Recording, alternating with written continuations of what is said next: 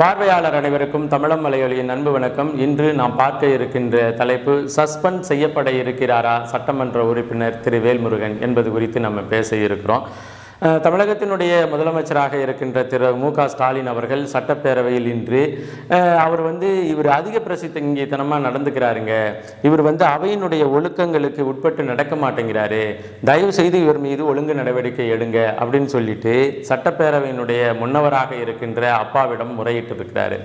அப்படி என்ன திரு வேல்முருகன் பேசினாரு, எப்படி நடந்துகிட்டாரு, அதுவும் தான் செய்கின்ற அதாவது முதல்வராக இருக்கின்ற அந்த பொறுப்பு மிக மிக உயர்ந்த பொறுப்பு. முதல்வராக இருக்கின்றவர் பேசுகின்ற ஒவ்வொரு வாக்கியமும் சட்டப்பேரவை குறிப்புகளில் இடம்பெறப் போகிறது. அப்படி இருக்கும் பொழுது ஒரு கட்சியினுடைய தலைவராக இருக்கின்ற திரு வேல்முருகன் அவர்கள் தன்னுடைய கோரிக்கையை வைத்து ஏதோ பேசணும்னு நினைக்கும் பொழுது அவருக்கு கோரிக்கையை ஏற்கலாம் அல்லது கோரிக்கையை மறுக்கலாம். ஆனால் அதிக பிரசங்கித்தனமாக அப்படிங்கிற ஒரு வார்த்தையை சொல்லி தமிழக முதல்வர் நடவடிக்கை எடுங்க அப்படின்னு சொல்லி இருப்பது இது வரலாற்றில் பதியப்பட போகின்ற ஒரு செய்தி. அதிக பிரசங்கித்தனம் அப்படிங்கிற வார்த்தை சட்டப்பேரவை குறிப்பில் இந்த காலகட்டத்தில் இந்த முதல்வர் இந்த சட்டமன்ற உறுப்பினருக்கு எதிராக பயன்படுத்தின சொல்லுன்னு இன்னும் பல 100 வருடம் கழிச்சும் அந்த குறிப்பில் இடம்பெற போகிற செய்தி. அப்படி கண்ணியமிக்க செய்திகளை சொல்ல வேண்டிய தமிழக முதல்வர் எதற்காக இந்த வார்த்தையை பயன்படுத்தினாரு அப்படிங்கிற ஒரு கேள்விதான் மிக மிக முக்கியமான கேள்வி. அதன் பிறகு எதற்காக இது எடுக்கப்பட்டது அப்படின்னு சொன்னா, சாதிவாரி கணக்கெடுப்பு நடத்துங்க அப்படிங்கிற கோரிக்கை நாம் தமிழர் கட்சி முன்னிறுத்தி கடந்த 16ஆம் தேதி பேரணி பொதுக்கூட்டம் எல்லாம் நடந்து முடிஞ்சிருச்சு. அதன் பிறகு மத்திய அரசுல பார்லிமெண்ட்ல பாட்டாளி மக்கள் கட்சியினுடைய நிறுவனராக இருக்கின்ற அன்புமணி ராமதாஸ் அவர்கள், நிறுவனர் அவங்க அப்பா, இப்போ தலைவராக இருக்கின்ற திரு அன்புமணி ராமதாஸ் ஒரு கோரிக்கையை வைக்கிறாரு. தமிழக அரசிலிருந்து தமிழ்நாட்டில் சாதிவாரி கணக்கெடுப்பு நடத்தலாமா கூடாதா என்கின்ற அதிகாரம் குறித்து மத்திய அரசினுடைய பார்வை என்ன அப்படின்னு கேட்கும் பொழுது, தமிழக அரசு நாங்கள் சாதிவாரி கணக்கெடுப்பு எடுத்து நடத்தலாமா வேண்டாமாங்கிற ஒரு கேள்வியையே எங்கள்கிட்ட வைக்கல. அவங்க கேள்வியே வைக்காத பொழுது அவர்களுக்கு அதிகாரம் இருக்கு இல்லைன்னு சொல்லுகின்ற எந்த தேவையும் எங்களுக்கு பிறக்கலை அப்படின்னு சொல்லி பதிவு செய்யப்பட்டது. அதுவும் காட்சி ஊடகங்கள்லையும் வந்துருச்சு. அதன் பிறகு இன்றைய சட்டமன்ற கூட்ட தொடரில் பாட்டாளி மக்கள் கட்சியினுடைய சட்டப்பேரவை குழு தலைவராக இருக்கின்ற ஜி.கே. மணி ஒரு வாதத்தை எடுத்து வைக்கிறார். தமிழக அரசு தமிழ்நாட்டில் சாதிவாரி கணக்கெடுப்பு நடத்துவதற்கு என்ன பிரச்சனை அப்படிங்கிற ஒரு கவனத்தை முன்னவராக இருக்கின்ற அப்பாவு முன்னாடி கேள்வியாக வைக்கிறாரு. அந்த கேள்வியில் கேள்வி பதிலாக ஓடிக்கொண்டே இருக்கின்றது. அந்த கேள்விக்கு பதில் இந்த திராவிட முன்னேற்ற கழகத்தினுடைய அமைச்சரவையில் இருக்கின்ற அமைச்சர் மெய்யநாதன் பதில் சொல்லிட்டு இருக்கிறாரு. இதுதான் கான்வர்சேஷன் போயிட்டு இருக்கு. இதற்கு இடையில திரு வேல்முருகன் இது தொடர்பாக நானும் கருத்து சொல்லணுங்க. அதாவது எந்த உச்ச நீதிமன்றத்திலையும் எந்த தீர்ப்பும் இல்லை, மாநில அரசே சாதிவாரி கணக்கெடுப்பு நடத்தக்கூடாது என்று எந்த உச்ச நீதிமன்றத்திலையும் தீர்ப்பு இல்லை அப்படின்னு சொல்லி தன்னுடைய கருத்தை பதிவு செய்யணும்னுட்டு அப்பாவுக்கிட்ட நேரம் கேட்குறாரு. அப்பாவு நீங்கள் இன்னைய காலகட்டத்துக்குள்ள உங்களுக்கு ஏற்கனவே கேள்விக்கான பதில் சொல்வதற்கான நேர அவகாசம் ஒதுக்கப்பட்டுருச்சு. அதனால இது ஒரு முக்கியமான பிரச்சனைங்கள கேள்வியும் பதிலும் வாத பிரதிவாதங்களாக போயிட்டு இருக்கு, இதில் நீங்கள் குறுக்கிடாதீங்க அப்படின்னு சொல்லிட்டு அவரை நீங்கள் வாய மூடிட்டு உட்காருங்கன்னு சொல்ல முடியாத குறையில் என்ன சொல்லிட்டு இவர் இந்த விவாதத்தை போயிட்டு இருக்கு. இதற்கு இடையில அவர் உட்கார்ந்துருக்கின்ற அந்த இடத்திலிருந்து கிளம்பி முன்னாடி நின்று சபாநாயகருக்கு அருகில் இந்த கேள்விக்கான நேரத்தை கேட்போம் அப்படின்னு வந்ததாக திரு வேல்முருகன் சொல்கிறார். அந்த வந்து கொண்டு இருக்கின்ற அதே வழித்தடத்தில் தான் நம்ம திமுகவினுடைய ரவுடியாக இருக்கின்ற சேகர் பாபு உட்கார்ந்துருக்கிறாரு. அந்த சேகர் பாபு திரு வேல்முருகனை ஒருமையில் திட்டிடுறாரு. ஒருமையில் திட்டாரு. அது கோபம் கொள்ளலை, கோபம் ரொம்ப உச்சத்துக்கு ஏறிடுச்சு திரு வேல்முருகனுக்கு. அப்போ முதல்வர்கிட்ட இது மாதிரி உங்களுடைய அமைச்சரவையில் இருக்கின்ற ஒரு அமைச்சர் என்னை ஒருமையில் திட்டாருன்னு அந்த வார்த்தையை திரு மு.க. ஸ்டாலின் அவர்கள்ட்ட சொல்றாரு. அப்போ உண்மையிலேயே மு.க. ஸ்டாலின் பொறுப்புள்ள முதலமைச்சர் என்றால் அந்த வார்த்தையை சொன்னாரா என்று சேகர் பாபுவிடம் விசாரிக்கணும்.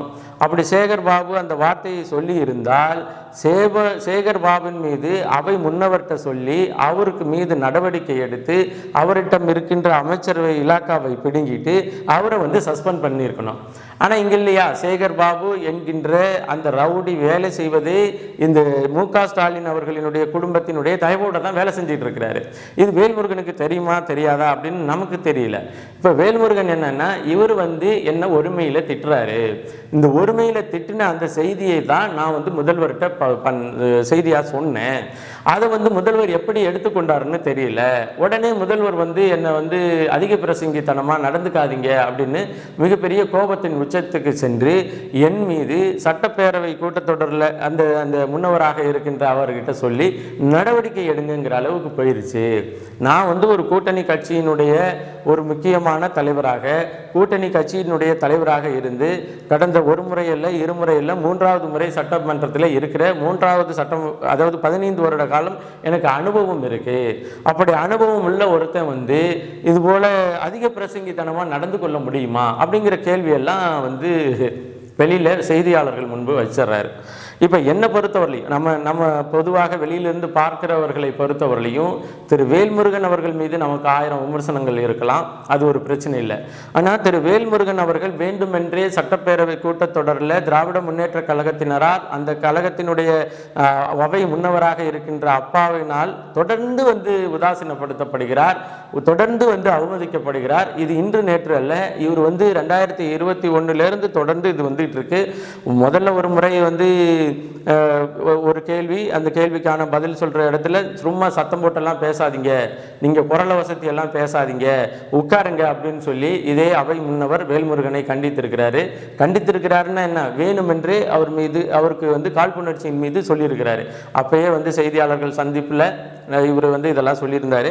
அதன் பிறகு திராவிட முன்னேற்ற கழகத்தினுடைய கூட்டணியில் தான் நான் இருக்கிறேன் அப்படின்னு சொன்னார். அதன் பிறகு ஈரோடு இடைத்தேர்தலில் நாங்கள் தமிழக வாழ்வுரிமை கட்சி திராவிட முன்னேற்ற கழகத்தினுடைய வேட்பாளருக்கு மன ரீதியாக நாங்கள் ஆதரவு அளிக்கிறோம், எங்கள் கட்சியை சார்ந்த எல்லோரும் ஈரோடு இடைத்தேர்தலில் திராவிட முன்னேற்ற கழகத்திற்கு தான் நீங்கள் ஓட்டு போடணும்லாம் அறிக்கையெல்லாம் விட்டார். அதன் பிறகுதான் நீங்கள் பல இடங்களில் உதயநிதி ஸ்டாலின் அவர்களை மாண்புமிகு அண்ணன் என்றும், உதயநிதி ஸ்டாலின் அவர்களினுடைய மனைவியை அண்ணி என்று பேசினார். இது மாதிரி அதாவது அதன் பிறகுதான் இந்த என்னது இப்போ ஒரு சமீபத்தில் ஒரு கூட்டம் நடத்துனாங்களே, ஏதோ ஒரு பாச தலைவனுக்கு பாராட்டு விழாங்கிற மாதிரி ஸ்டாலின் அவர்களுக்கு பாராட்டு விழா மேடையில் ஏறி திராவிட முன்னேற்ற கழகத்தினரே வெக்கப்படும் அளவிற்கு திராவிட முன்னேற்ற கழகத்தை உயர்த்தி பேசி துரைமுருகன் அவர்களுடைய மூஞ்சியை சுழுக்கும் ஒரு அளவுக்கு புகழ்ச்சியில் பேசினார் இவர் தான். அப்படி இருந்தும் இந்த கூட்டத்தொடரில் இவர் இப்படி நடத்தப்படுகிறார் அப்படிங்கிறது என்ன காரணம் அப்படின்னு சொன்னால், இப்போ இங்கே லாபின்னு ஒன்று இருக்குது, சட்டமன்றத்தில் ஒரு லாபி இருக்குது. எந்த பிரச்சனையை எவர் பேச வேண்டும், எதற்காக பேச வேண்டும், இந்த பேசுகின்ற பொருளின் அடிப்படையில் எதிர்வருகின்ற தேர்தலில் என்ன மாதிரியான அறுவடையை செய்ய வேண்டும் என்ற ஒரு லாபி இருக்குது. இப்போ பார்த்தீங்கன்னா இந்த சாதிவாரி கணக்கெடுப்பில் ரொம்ப காலமாக நின்று போராடிக்கிட்டு இருக்கிற ஒரு அமைப்பாக பாட்டாளி மக்கள் கட்சி இருக்குது அப்படின்னு நமக்கும் தெரியும், திராவிட முன்னேற்ற கழகத்திற்கும் தெரியும், இந்த வேல்முருகன் அவர்களுக்கும் தெரியும். இப்போது இவர் வேல்முருகன் தனித்து இந்த கோரிக்கையை எழுப்பணும், சட்டமன்றத்தில் இந்த கோரிக்கையை தனியாக எழுப்ப வேண்டும் என்றால், இப்போ எப்படி பாட்டாளி மக்கள் கட்சியினுடைய சட்டப்பேரவை குழு தலைவராக இருக்கின்ற ஜி.கே. மணி இன்னைக்கு எழுப்பினாரோ, அதே போல் இவர் 2 நாளைக்கு முன்னாடி எழுப்பியிருக்கலாம், அல்லது இன்னும் 2 நாள் கழிச்சு பின்னாடி எழுப்பியிருக்கலாம். இப்போது பாட்டாளி மக்கள் கட்சியினுடைய சட்டப்பேரவை தலைவர் ஜி.கே. மணி அவர்கள் எழுப்புகின்ற இந்த கோரிக்கை மக்கள் மத்தியில் பேசப்படுகின்ற கோரிக்கையாக மாறிடும். அப்போ மாறுகின்ற பொழுது நம்ம கூட்டணி கட்சியில் இருக்கிறவங்க அதற்கு எதிராக கருத்து சொல்ல வேண்டும், அதற்கு ஆதரவாக கருத்து சொல்லக்கூடாது என்ற மனநிலையில தான் திராவிட முன்னேற்ற கழகம் இருக்கும். அப்போ இப்போ வேல்முருகன் என்ன கணக்கு போட்டுட்டார்னா, பாட்டாளி மக்கள் கட்சி மட்டும்தான் சாதிவாரி கணக்கெடுப்பு என்கின்ற கோரிக்கையை வலியுறுத்துது, அப்போ நாம வலியுறுத்தாம போயிட்டோமோ அப்படிங்கிற ஒரு எண்ணம் வெளியில வந்துவிடக்கூடாது, அதனால நாமும் வலியுறுத்துவோம் அப்படிங்கிற ஒரு கணக்குக்கு அவர் எழுந்திருச்சு கோரிக்கைக்கு இடையீடாக பேச ஆரம்பிச்சிட்டாரு. ஆனால் திராவிட முன்னேற்ற கழகம் என்ன ஆயிடுச்சு, இது எப்பயுமே கூட்டணி கட்சிகளை தான் பேச வேண்டிய கருத்துக்களை பேசக்கூடிய ஒரு கட்சிகளாக தானே வச்சுருக்கோம். இப்போ பாட்டாளி மக்கள் கட்சி சாதிவாரி கணக்கெடுப்பை குறித்து பேசுனுச்சுன்னா அதற்கு கவுண்டர் கொடுக்கக்கூடிய ஒரு அமைப்பாக பண்ருட்டி வேல்முருகனை பயன்படுத்த வேண்டுமே என்கின்ற எண்ணத்தில் இருந்த இந்த திராவிட முன்னேற்ற கழகம் என்னடா இவர் சேம் சைடு கோல் போடுறாரு அப்படிங்கிற ஒரு பெரிய கொதிநிலையில தான் அதிக பிரசங்கித்தனமாக இவர் பேசுகிறாரு அப்படிங்கிற வார்த்தையை ரொம்ப ரொம்ப ரொம்ப கனத்தமான வார்த்தையை, ரொம்ப ரொம்ப ரொம்ப ரொம்ப தடித்த வார்த்தையை இவர் பயன்படுத்தியிருக்கிறாரு. யார்? தமிழக முதல்வர். இப்போ இந்த வார்த்தைங்கிறது வந்து சாதாரணம் இல்லைங்க. நான் சொன்னது மாதிரி, நான் காணொலியினுடைய முற்பகுதியில் சொன்ன மாதிரி, இந்த வார்த்தை 100 ஆண்டுகளுக்கு எழுதப்பட போகின்ற வார்த்தை. அதிக பிரசங்கித்தனமாக பேசாதீர்கள் என்று பன்ருட்டி சட்டமன்ற உறுப்பினராக இருந்த திரு வேல்முருகனை பார்த்து அப்போதைய முதல்வராக இருந்த திரு மு.க. ஸ்டாலின் அவர்கள் பேசினார் அப்படின்னு பதிவாக போகுது. இப்போ வேல்முருகன் அவர்கள் வந்து வெளியில் வந்து நான் பேசினது இதில் வந்து இன்னும் பிரச்சனை இருக்குது, இதெல்லாம் குறித்து நான் பேசினேன் அப்படின்னு எல்லாம் அவர் பேசினதை தாண்டிலும் தயவு செய்து அந்த வார்த்தையை அவை குறிப்பிலிருந்து நீக்கிவிடுங்கள். இந்த நீக்குவார் என்று நாங்கள் நம்புகின்றோம், மு.க. ஸ்டாலின் அவர்கள் இதை செய்வார் என்று நாங்கள் நம்புகின்றோம் அப்படின்னு தான் பேசிட்டு போயிருக்கிறார். அப்போது திராவிட முன்னேற்ற கழகத்தை பொறுத்தவரையிலையும் இந்த ஒரு சீட்டுக்காக இந்த திரு வேல்முருகன் வந்து ஒரு சீட்டை பெற்று, அதுவும் திராவிட முன்னேற்ற கழகத்தினுடைய கட்சியினுடைய சின்னமாக இருக்கின்ற உதயசூரியனிலேயே நின்று வெற்றி பெற்றார் என்று எந்தெந்த இடத்துலலாம் அவரை வந்து அவமதிக்குதோ, எந்தெந்த இடத்துலலாம் அவரை அசிங்கப்படுத்தணுமோ, எந்தெந்த இடத்துலலாம் அவரை கேவலப்படுத்தணுமோ அதெல்லாம் படுத்திக்கிட்டே இருக்குது. இதை தொடர்ந்து உண்மையிலேயே திரு வேல்முருகன் தன்னுடைய கட்சியையும் தன்னுடைய சித்தாந்தத்தையும் இன்னும் சொல்லப்போனால் தன்னுடைய சுயமரியாதையும் வளர்த்து கொள்ள வேண்டும் அல்லது பாதுகாக்க வேண்டும் என்றால், திராவிட முன்னேற்ற கழகத்தினுடைய கூட்டணியிலிருந்து நாங்கள் வெளியேறோன்னு ஒரு வார்த்தையில் சொல்லிட்டீங்கன்னா அவங்க இனி உங்களை வந்து நேசசக்தியாக பார்க்க போகிறதில்ல, அதன் பிறகு ஒரு கட்சியினுடைய தலைவராக தான் பார்க்க போகிறாங்க, நம்ம கூட்டணி கட்சியினுடைய தலைவராக பார்க்க போகிறதில்ல. இது போன்ற விளைவுகள்லாம் நடந்துடும். ஆனால் இதெல்லாம் செய்வாரா அப்படிங்கிறது கேள்விக்குறிதான். இன்னொன்று, இப்போ தமிழக வாழ்வுரிமை கட்சியினுடைய தோழர்கள் பல பேர் வந்து நாம் தமிழர் கட்சியினை பற்றி, நாம் தமிழர் கட்சியினுடைய பொறுப்பாளர்கள் குறித்து பேசிக்கிட்டே இருக்கிறாங்க. உண்மையிலேயே தமிழக வாழ்வுரிமை கட்சியினுடைய பொறுப்பாளர்கள், முக்கியமான ஆளுமைகள், நீங்கள் இன்னைக்கு திட்ட வேண்டிய ஆள் அமைச்சர் சேகர்பாபு.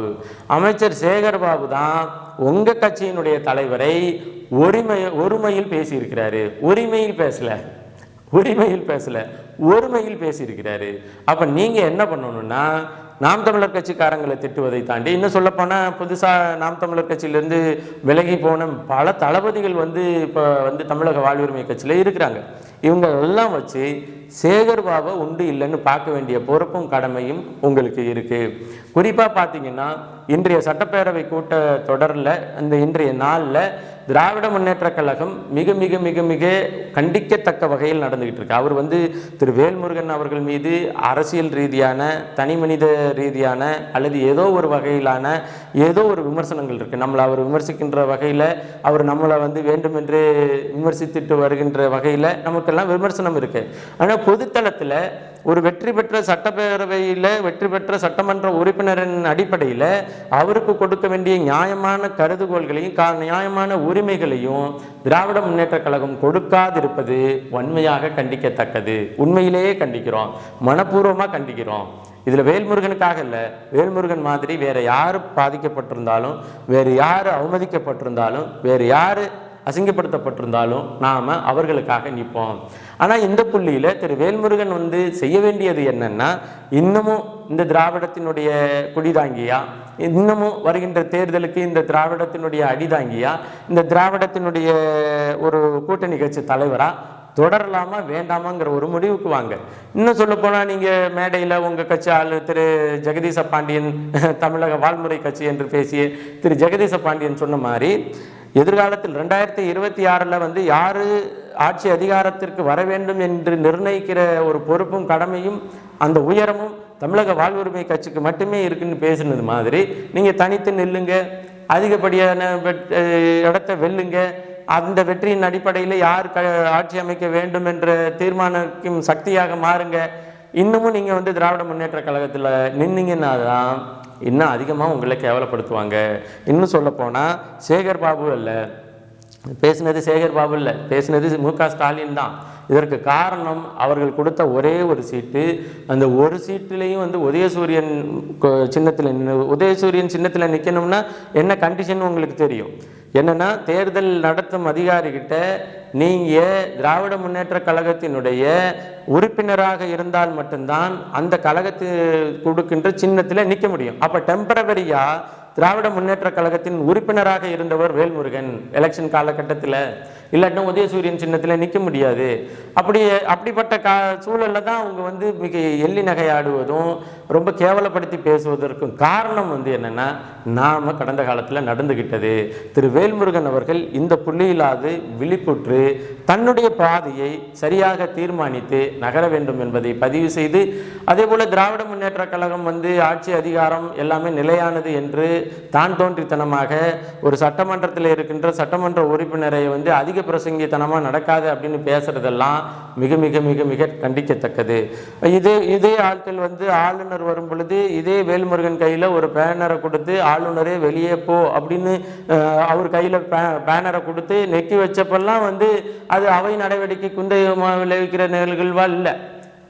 இவங்க செய்கின்ற தவறுகளை கேள்வி கேட்கும் பொழுது அது அவை நடவடிக்கை குந்தகத்தை விளைவிக்குது. என்னடா உங்க நியாயம்?